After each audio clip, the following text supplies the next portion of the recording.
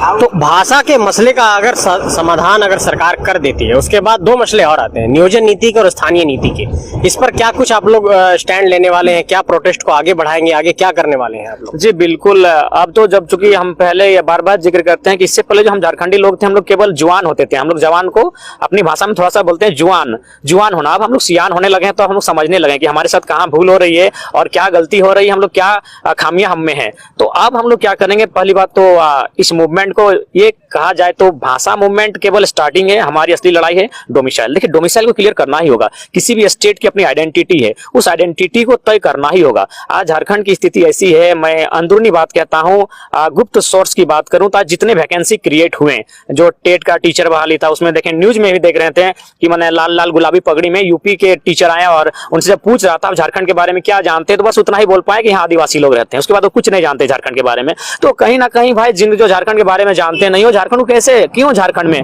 अरे भाई सबका अपना अपना स्टेट है, आप वहाँ काम कीजिए, कोई दिक्कत नहीं। उसके बाद अगर संवैधानिक है तो आप उसको 90-10 कीजिए, 85-15 कीजिए, 80-20 जो आपको बुझाए आप दीजिए बाहर के लोग एक परसेंटेज। लेकिन यहाँ कोई परसेंटेज ही नहीं है। रिजर्वेशन के नाम पे तो सिर्फ माने कहीं के लोगों को भी आपको आने के लिए खुला दरवाजा है। आप 2 दिन के लिए अगर कोई यहाँ तंबू गाड़ दे तो वो भी झारखंडी बन जाता है। सबसे दुख की बात है सर, बहुत पीड़ा होती है, बहुत दर्द होता है। 2 वोटर आईडी क्यों? आपको मैं हजारों नहीं लाखों लोगों के मैं परिचय करवा दूंगा। अगर कहिएगा तो मैं जाके उनका रिपोर्ट बना दूंगा।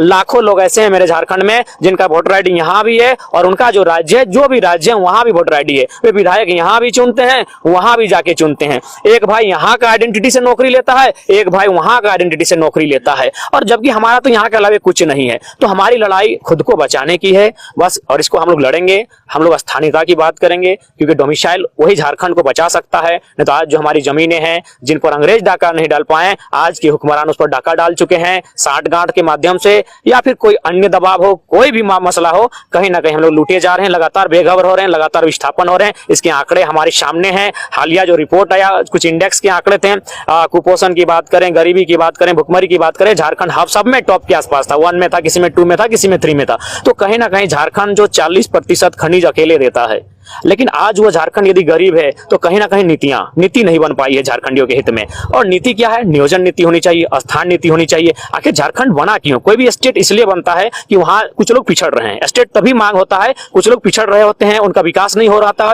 तब एक स्टेट नया बनाया जाता है कि उन लोगों को विकसित किया जाए। तो हम तो जिस हाल में है, जिस हाल में हमने अलग राज लिया था, हम दरबार की ठोकरें खा रहे हैं। आज कहीं जाइए, न्यायपालिका में जाइए, कार्यपालिका में जाइए, पत्रकारिता में जाइए, कहीं भी जाइए, झारखंड के लोग नग्न है। कुछ दिन पहले एक रांची का रिपोर्ट आया, एक आदिवासी परिवार अपने बच्चे को इलाज कराने के लिए गया था, डॉक्टर साहब को वहां की भाषा ही नहीं मालूम है, उनके सामने दम तोड़ दिया बच्चे ने। अब माथा में दर्द है, पेट में है कि कमर में, बोल नहीं पाए क्योंकि अपना संथाली भाषा जानते थे। तो यही लड़ाई है सर। भाषा बहुत महत्वपूर्ण चीज होता है, भाषा का सदैव इतिहास रहा है। भाषा एक हमने बचपन से पढ़ा है, किसी इंसान को मूल पहचान को मिटाना है, किसी व्यक्ति किसी समाज को मिटाना है, उसकी भाषा साहित्य को मिटा दो, वह इंसान नष्ट हो जाएगा, वह इंसान चौपट हो जाएगा। वर्तमान सरकार के जो मुखिया हेमंत सोरेन है, वो दिसोम गुरु के बेटे हैं और दिसोम गुरु का आंदोलन इन्हीं सब पहलुओं पर रहा है जिनके आप जिक्र कर रहे हैं, जिन बातों का आप उल्लेख कर रहे हैं। आपको क्या लगता है, ये भावना वर्तमान सरकार के अब जेहन में नहीं है? वर्तमान सरकार इन पहलुओं पर सोच नहीं पा रही है? ये सरकार कहाँ भटक गई है? सरकार हमको लगता है कहीं गठबंधन के दबाव में तो नहीं है। अगर है तो मैं सरकार को कहना चाहूंगा, उन्हें केजरीवाल से सीखना चाहिए। मैं शायद पूरी तरह कंफर्म नहीं हूं, लेकिन मैं केजरीवाल का एक स्टेटमेंट बताना चाहूंगा। केजरीवाल भी शायद बीजेपी के गठबंधन से पहली बार दिल्ली में सरकार बनाए थे। बीजेपी ही थी, कांग्रेस थी, जो भी था। अब माना केजरीवाल और कोई था, मैं कंफर्म नहीं उस पर। तो केजरीवाल ने गठबंधन के माध्यम से दिल्ली में सरकार बनाई थी, लेकिन जब उन्होंने जो वादे किए थे, जब वादों को पूरा करने की बारी आई तो कहीं ना कहीं गठबंधन उनको डिस्टर्ब करने लगा, उन्होंने जनता को सीधा मैसेज दिया कि ये सरकार गठबंधन की है, मुझे काम काज करने में डिस्टर्ब हो रहा है, मुझे रोका जा रहा है, आप पूर्ण मोहब्बत की सरकार दीजिए, दिल्ली में जो वादे मैंने किए हैं मैं पूरा करूंगा।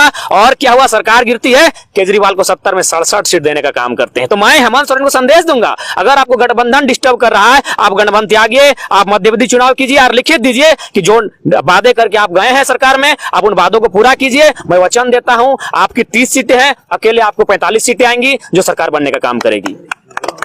इनको केजरीवाल से सीखना चाहिए। और एक बात ये, जो हम लोग हमारे अपने भाइयों को संदेश दूंगा, जो मैंने सेंट्रल पार्टी के बहुत बड़े भक्त बनते हैं, चाहे कांग्रेस के हो या बीजेपी के, उन्हें दिल्ली से सीखना चाहिए।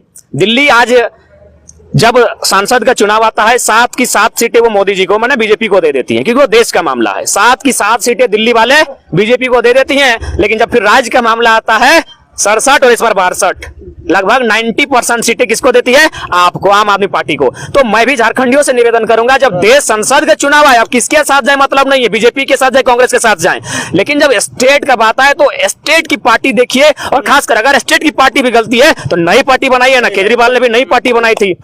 तो जनता को आज तय करना होगा कि स्टेट की आइडेंटिटी नष्ट ना हो। अगर स्टेट की आइडेंटिटी नष्ट होगी, मैं थोड़ा देर के लिए अब तमिलनाडु को उदाहरण दूंगा। जब हिंदी को, पहला बात तो मैं हिंदी का बिल्कुल, हिंदी का मुझे जानता हूं, हिंदी से प्रेम है मुझे, लेकिन हिंदी भारत की भाषा पूर्णतः नहीं है। हिंदी 42% लोग बोलते हैं, वो उत्तर भारत की भाषा है। तो जब हिंदी को दक्षिण में भी लागू करने का फरमान जारी हुआ तो दक्षिण वालों ने पुरजोर विरोध किया कि उत्तर भारत के जो स्टेट्स हैं, चाहे बिहार हो, यूपी हो, हिमाचल हो या मध्य प्रदेश हो, वहां के लोग तेज तरार के लोग हैं। लेकिन इतना कहा कि वे लोग थोड़ा सा हमारे यहाँ जब ये भाषा आएगी तो हम पर दबाव बनाने के प्रयास करेगी। हिंदी अगर तमिल में आती है, हिंदी अगर आंध्रा में आती है, तो वे लोग हम पर दबाव बनाएंगे और कहीं ना कहीं हमारी जो आइडेंटिटी है उसे संकट में आएगी। उन्होंने 70 लोगों हिंसा में मारे गए थे, 12 लोगों ने खुद सुसाइड कर लिया था, 1965 में खुद को जला लिया था, लेकिन हिंदी को तमिलनाडु की भाषा स्वीकार नहीं किया, क्योंकि जानते थे, वे बहुत दूर की सोचे थे। क्यों स्वीकारते भाई? हिंदी से पहले तमिल भाषा है, तमिल का अपना एक अलग इतिहास है, उसको पढ़ने की आवश्यकता है। तो उन्होंने बिल्कुल अच्छा किया, आज उन्होंने अच्छा किया था, उनका स्टेट डेवलपमेंट स्टेट है। आज मेरे गांव के लड़के वहां काम करने जाते हैं, वहां ग्रुप डी की नौकरी के लिए कोई फॉर्म तक नहीं भरता है, इसलिए क्योंकि उन्होंने अपने स्टेट की जो आइडेंटिटी थी, जो कट्टरता थी, उसको स्वीकारा। आज देखिए तमिलनाडु कहां है और झारखंड कहां है।